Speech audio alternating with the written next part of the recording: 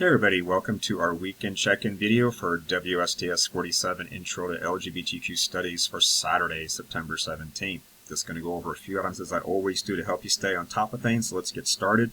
First up is I did post the scores from your first exam there on Canvas, so you should have gotten a notification from that from the Canvas gradebook, so do take a look there at that, and I'll hand those back to you in class when we come back on Tuesday for you to examine.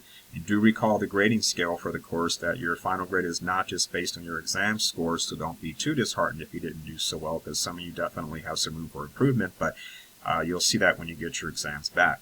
Next up here is that we are going to continue on with Chapter 5 this coming week there. So this chapter is going to be largely about, what modern biology and psychology research has to say about why people happen to be queer. It's that classic nature versus nurture debate. We're really going to drill down into that and take a look at brain studies and genetics and hormones and all kinds of interesting stuff there. And we're also going to revisit that strategic essentialism argument. You may recall what that is. People that say, well, we're just naturally born this way, so why pass laws against us? But when people use that for political purposes to affect political change, you might recall that's called strategic essentialism. So we're going to be taking a look at that. And also the intriguing area where we have actually gay and anti-gay activists actually using all the research that's been done in biology and psychology to promote their agendas, kind of having a queer positive agenda versus a queer negative agenda. So it's really interesting stuff there.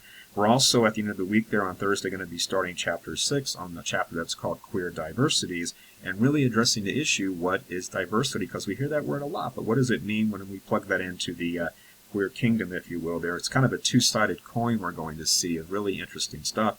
We also have our quiz for Chapter 5 scheduled for Thursday this coming week, so do keep that in mind as well on the 22nd. Had to check my calendar, sorry.